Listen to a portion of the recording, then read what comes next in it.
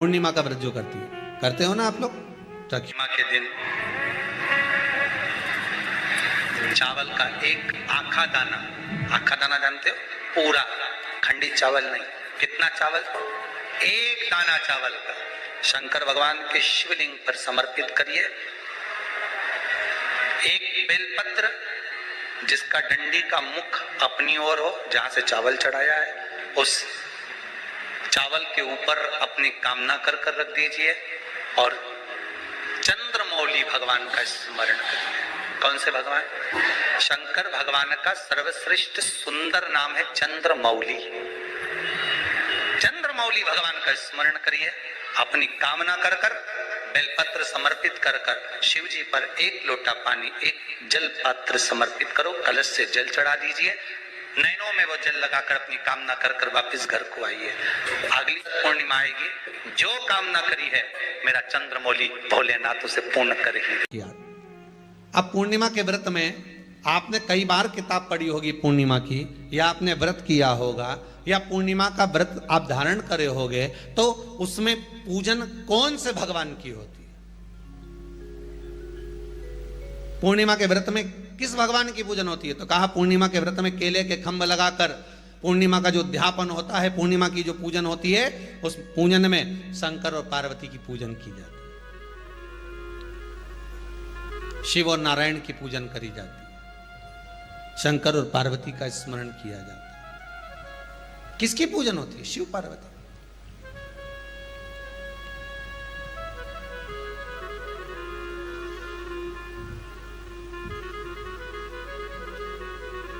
क्यों शंकर और पार्वती का पूजन क्यों करा जाता है पूर्णिमा के व्रत में? क्योंकि शिव और माता पार्वती ही केवल एक ऐसे हैं जिन्होंने अपूर्ण लक्ष्मी को भी पूर्ण बना दिया था। किसको पूर्ण बनाया है? आप नारियल का गोला दो, 50 बार दो, 10-10, 20-20 गोले दे दो, 50-50 गोले दे दो, मना नहीं है, हैं? 2-4-8 झोला भर के दे दो, हम वो भी मना नहीं करे, एक बोरा भर के दे दो, उसका मना नहीं। पर श्रीफल की मूलता है, यहाँ नारियल का जो श्रीफल है उसकी मूलता है। और कितनी सुंदर बात है, नारियल जो बहन भाई को देती है, श्रीफल हाथ भरा हुआ रखती है, भाई को बहन जब श्रीफल देती है तो भाई वही श्रीफल अपनी बहन को कुछ दक्षिणा अर्थात कुछ रुपया रखकर, कुछ भेंट रखकर, कुछ स्वरूप रखकर, जब बहन इतनी दूर से आई वही श्रीफल भाई फिर बहन को दे देता है, ये ले तू ले जा, तू रख ले। पर बहन उस श्रीफल को लेकर नहीं जाती है। बहन क्या कहती है? नहीं नहीं, तुझे रखना पड़ेगा, तू रख। तो दो चीज में से जब श्रीफल भाई भेंट रख कर देता है अपनी बहन को, तो बहन श्रीफल वहीं भाई के घर छोड़ देती है, भेंट का कुछ भाग लेकर चल देती है।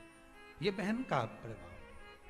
रक्षा सूत्र को लोगों ने बिगाड़ दिया आज के जमाने में, तो रक्षाबंधन का भी महत्व लोग नहीं जानते कि कैसे रक्षा सूत्र बनना चाहिए, कैसे रक्षाबंधन होना चाहिए, उसका भी विशेष महत्व होता है भाई, उसकी भी मूलता होती है। और एक बात कहूंगा आज रक्षाबंधन पर, आपको अच्छी लगे तो आप स्वीकार करना, ना लगे तो आप छोड़ देना। वैसे भी सीहोर वाला महाराज ताड़ी तड़ी बोले ही बोले है, उसमें क्या दिक्कत? तो बोलने में तो कोई पीछे हटूंगा नहीं। एक निवेदन आप सबसे करूंगा, आपको अच्छा लगे अपने जीवन में उतारिएगा, ना लगे कोई बात नहीं, छोड़ दीजिएगा, पर उतारना जरूर। बहन से प्रॉपर्टी के चक्कर में कितना भी झगड़ा चल रहा हो, बहन का भाई से एक मकान के चक्कर में कितना भी झगड़ा चल रहा हो, संपदा के चक्कर में कितना भी झगड़ा चल रहा हो, तो भी निवेदन करूंगा, बहन और भाई तुम खूब लड़ो प्रॉपर्टी और जमीन के लिए, पर रक्षाबंधन के दिन कम से कम एक दूसरे के नहीं भी जाओ तो फोन लगाकर जीजी और बहन भाई से, भाई बहन से एक बार तो बात कर लो, क्योंकि धन अपनी जगह रह जाएगा साहब, वहां धन नहीं जाने वाला। आपका व्यवहार जाने वाला है, आपका प्रेम जाने वाला। माना उसने कुछ भी करा हो, अदालत में केस लगा दिया हो, 25 केस चल रहे हो अदालत में, 50 बार तुम्हें पेशी पर जाना पड़ रहा हो, 50 बार झगड़े हो गए, 50 बार तलवार लेकर खड़े हो गए, डंडे लेकर खड़े हो गए, एक दूसरे को मारने को तैयार हो गए, पर निवेदन है, एक माता के गर्भ से तुम जन्मे हो, कम से कम उस माता के दूध का फर्ज अदा करो। और एक बार कितना भी झगड़ा हुआ हो, इस आस्था चैनल के माध्यम से आज रक्षाबंधन के दिन भले राखी बंधवाओ मत बंधवाओ, पर एक फोन लगाकर तो पूछ लो, जीजी कैसी है, कब आएगी बता।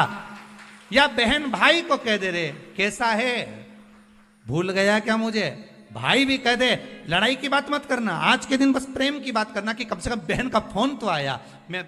मेरा मन कहता है, मेरा दिल कहता है कि शायद दिवाली पर जितनी आतिशबाजी नहीं हुई होगी, उतनी आतिशबाजी आपके दिल में होगी कि जिससे केस चल रहा है वो फोन लगाकर पूछ रहा है कि भाई ने पूछा बहन से, बहन ने पूछा भाई से, कैसे हो, भाभी से बात कर लो, थोड़ा बच्चों से बात कर लो। माना अदालत में देखा जाएगा, लड़ाई झगड़े सब होंगे, सब कुछ होगा, कौरव और पांडवों की कथा तो देखो रे कितनी सुंदर है।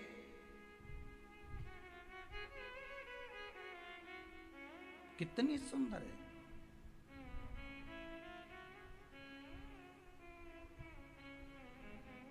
पांडवों की बहन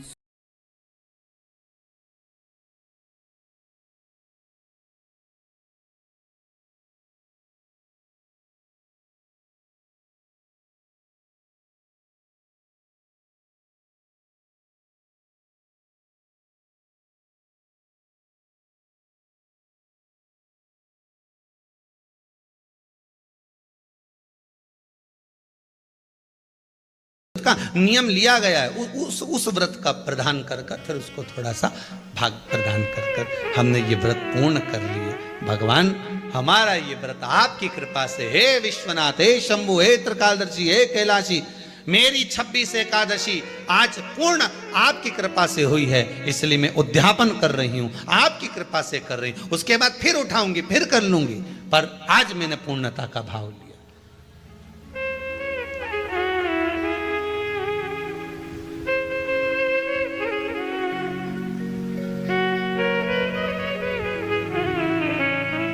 रोज मूंग की दाल रोटी, मूंग की दाल रोटी, मूंग की दाल रोटी, मूंग की दाल रोटी। एक आध दिन छोरा ही चिल्ला दे, एक आध दिन तो कोई तुअर की बना लो, अरहर की दाल बना लो। क्या मूंग की दाल बनाए मम्मी, क्या मम्मी, तो बोलो सही है कि गलत है। तो फिर एक आध दिन तुमने दाल चेंज करी तो तुमको भी लगा रे दाल में आपकी स्वाद आया। मैं तो सोची थी मूंग की दाल में स्वाद, तो थोड़ी अरहर की खाई तो थोड़ा स्वाद बढ़ा। उसी तरह रोज रोज वही तो स्मरण करो, मना नहीं। भजन में कोई कमी नहीं होना चाहिए, स्मरण में कोई कमी नहीं होना चाहिए। आप व्रत कर रहे हो, लगातार कर रहे हो, तो थोड़ा सा एक उद्यापन व्रत में जरूरी है। उद्यापन नहीं करो तो किसी विद्वान ब्राह्मण को घर में बुलाकर अभिषेक पूजन करा लो, उसको भोजन करा दो, दक्षिणाधिक प्रदान कर कर उसको विदा कर दो, उसमें भी सुख का भाग, उसमें भी सुख का।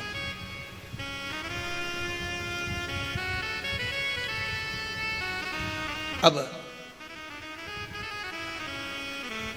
कितनी पूर्णिमा, जम के बोल दो, 32 पूर्णिमा।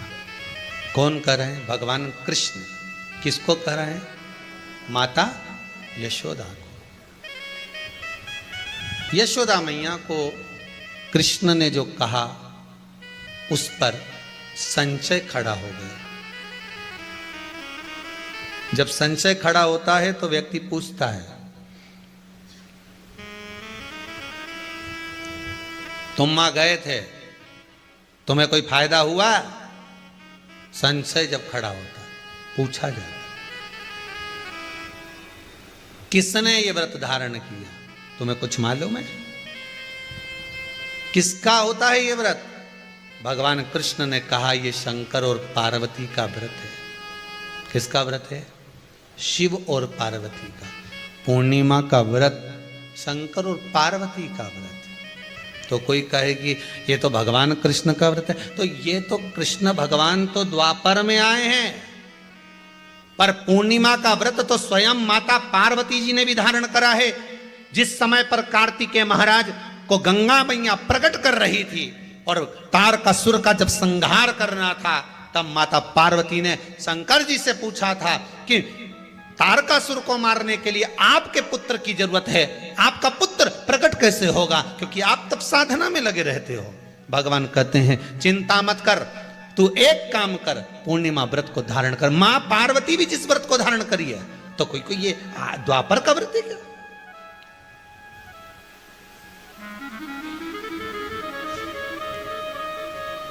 सतयुग का व्रत है क्या? यहां तो नियम निकलते गए, त्रेता का नहीं सतयुग है, और सतयुग का ना जाने कितने निकल गए, ना जाने कितने द्वापर, ना जाने कितने कलयुग, ना जाने कितने त्रेता युग निकल गए, पुराने चले आ रहे, पुराने।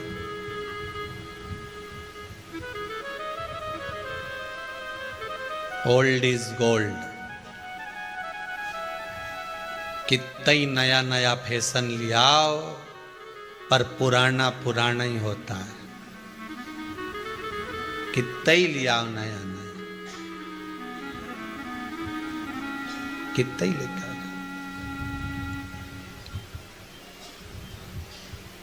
पुराना पुराना ही होता है। कितना ही बाल पे कलर कर लो, पर जड़ से जो निकलेगा वो तो सफेद ही है। बोलो सही है कि गलत है? सही है। तो किसी ने पूछा ये ऊपर का तो काला हो जाएगा, पर जो निकलेगा उसका क्या होगा? तो कि जड़ अगर काली है, मतलब जड़ मजबूत है और जड़ में ही वो कलर भर दिया जाए, तो जितने निकलेंगे वो सब काले ही निकलेंगे। तो फिर कहा ये जड़ को पकड़ना पड़ेगा। तो बिल्कुल यहाँ तो शास्त्र कह रहा है कि कोई भी अगर आप प्रसंग धारण कर रहे हो, कोई भी आप नियम धारण कर रहे हो, कोई भी आप व्रत धारण कर रहे हो, या आप किसी भी तरह का पुण्य भाग धारण कर रहे हो, तो उसमें जड़ की मूलता होना चाहिए। जड़ कहाँ? केवल पूर्णिमा का व्रत कोई केवल द्वापर का नहीं है, केवल त्रेता का नहीं, ये तो सतयुग, सतयुग के भी आगे का निकलता, ना जाने कितने सतयुग, कितने त्रेता, कितने द्वापर हुए, तब से चला आ रहा।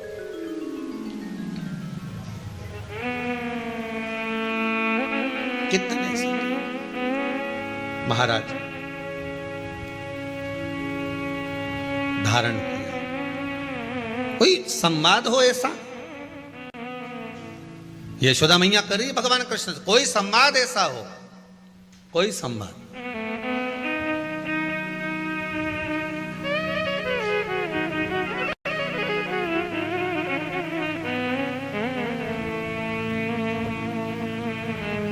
महाराज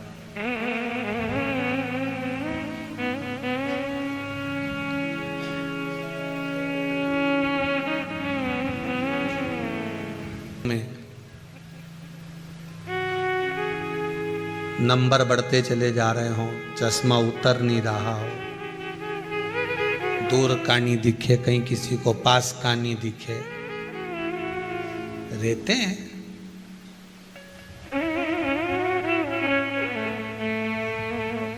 उसके लिए भी शरद पूर्णिमा के दिन तुलसी की जो डंडी होती है, तुलसी जैसे बेलपत्र की जो ये डंडी है, ऐसे ही तुलसी का जो पत्ता होता है, उस पत्ते की जो डंडी होती है, उस डंडी को चंद्रमा को देखा जाता है। उस डंडी की जो कोर होती है, उस कोर को दृष्टि से मिलाया जाता है।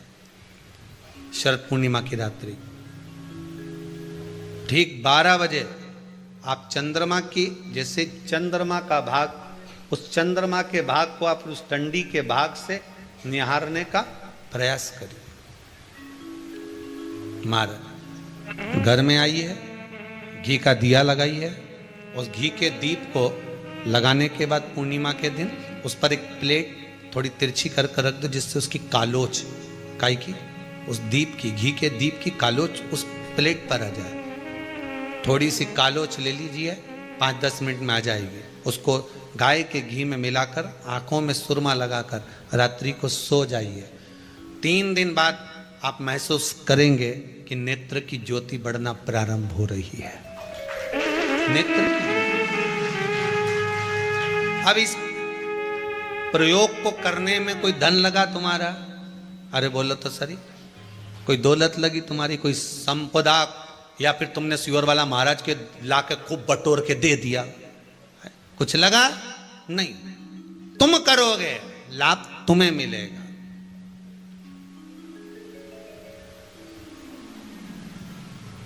ये वो टच पावर नहीं है जैसे पूजन में चलता है ना, कि पूजन में पति पूजन कर रहा है और पत्नी उसको टच करके बैठी हो, है मिल जाएगा। तो हम तो कई बार कथा में कहते हैं कि पति समोसा खा रहा है, तू बढ़िया सिर पे पल्लू लेके टच करके बैठी रहे, मिल जाएगा। नहीं, वो बफेट में खाना खाए रिसेप्शन में, काय को बेचारा जो जजमान है बेचारा, जो तुम्हारा बीआईजी है, उसका काय को नुकसान करो। एक प्लेट उठा, क्योंकि आज के जमाने में प्लेट ही महंगी है, 500 की एक चढ़ती होगी, कितने की चढ़ती होगी जो केटरिंग में देते हैं ना, 500-300 की है। अब 300 का नुकसान, तो प्लेट एक उठा और पति जी में तू सिर पे पल्लू लेके टच करके रहे ने, वो गुलाब जामुन खाए न स्वाद तुझे आए, वो इमरती खाए न मुंडा में जाए, न जलेबी खाए तो सीधे, न वो गोलगप्पा वो खाए न तुम्हारे मुंह में जाए, तो ऐसा होए? अरे बोलो तो सही। दवाई मरने के बाद खिलाई जाती है कि जीते जी खिलाई जाती है? हैं? जीते जी।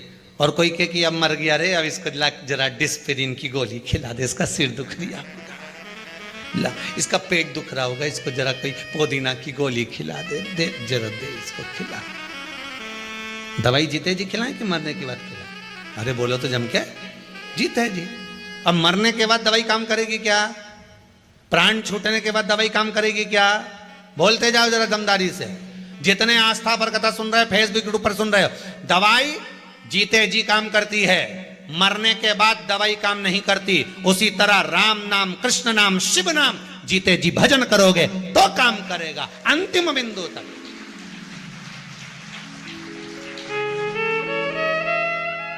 मरने के बाद सोच रहे हैं मर गया, उसकी स्मृति में मैं सारे ब्राह्मणों का भोजन कराऊंगी। ऊपर जो गया वो सोच रहा है जिंदा था तो कभी गुलाब जामुन नहीं खिलाई, अकेली जाके चाउमीन खाया ही।